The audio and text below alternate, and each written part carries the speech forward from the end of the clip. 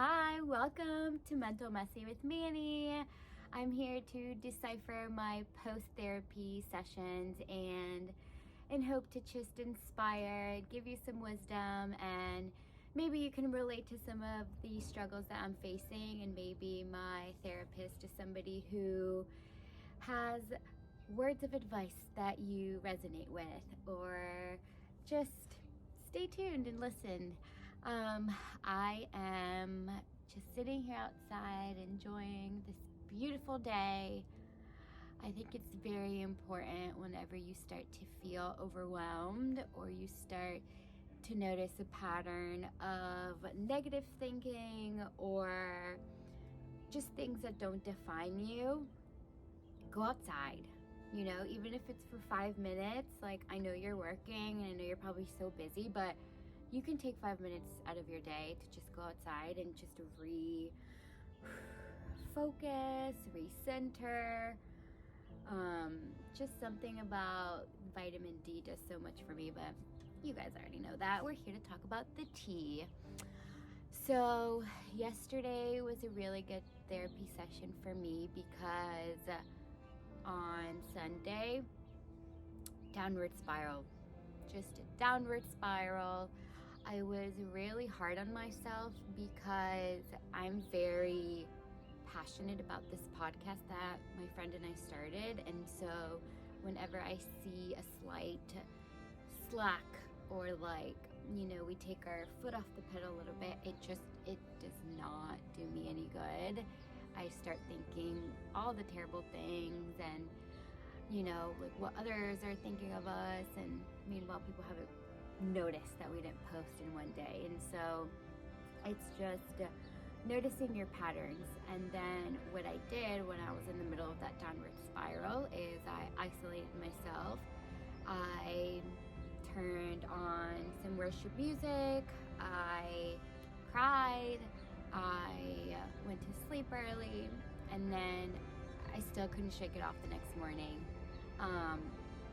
I have a little trick that my therapist told me that, sorry, there's a helicopter going by, so it might be a little noisy, and I don't like editing, so we're gonna leave it on. So a little trick that my therapist helped me kind of decipher whenever I am in this just pattern of I'm not good enough, I am not liked, I am blah blah blah blah blah. My faith is my validation. My faith is my validation, blah blah blah. Yes. Sometimes, okay? Sometimes that works. Other times, like yesterday and the day before, it wasn't enough for me. I was still in that downward spiral and I didn't know what else to do. I went to work, I cried all the time. I couldn't pinpoint why I was feeling that way. I think it had a lot to do with my eating habits last week is terrible. I noticed just bloating and I noticed low energy, and it just, food has a huge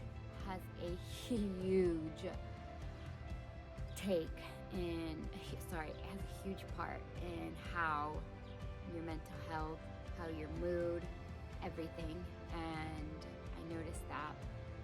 And so in therapy, I wanted to focus on my why, and I wanted to recenter just those.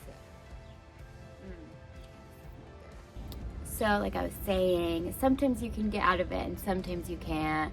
And I admitted that no matter what I said, I put on worship music, I don't know, I turned to people and it still wasn't enough. I was still just stuck in that, I don't know. And thankfully I had therapy yesterday, and so I just sat down, I slumped, I just told her everything, and she helped me do this really fun exercise, which was meditating and picturing my younger self. What age is she?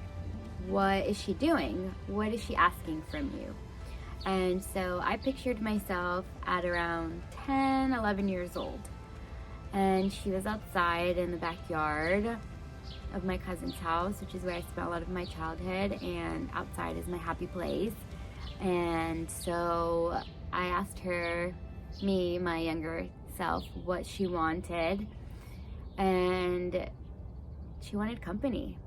She wanted somebody to pay attention to her.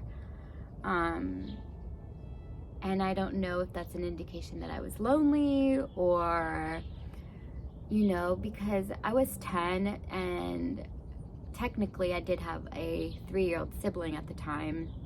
So that age is kind of hard to connect with, 7 and 3. So maybe I just felt lonely as as an older child, or I don't know why that was the first thing that just, came to me.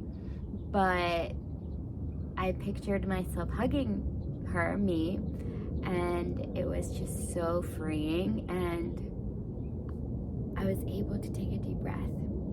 The whole day I was on fight or flight mode, and then as soon as I did that exercise, I was calm, and it was a beautiful thing.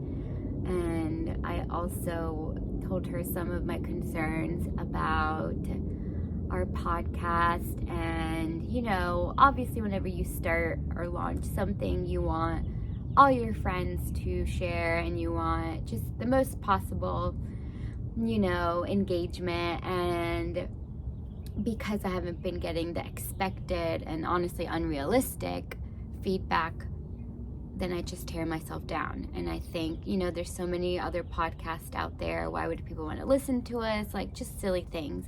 And I told her the analogy of when babies have too many toys to choose from and they get overwhelmed with options, so they ended up not playing with any. She said, yes, okay, this baby has 20 toys, okay, but he's torn between the rattlesnake and the doll, and he chooses the doll. Does that mean that the rattlesnake is any less of value or isn't any less cool?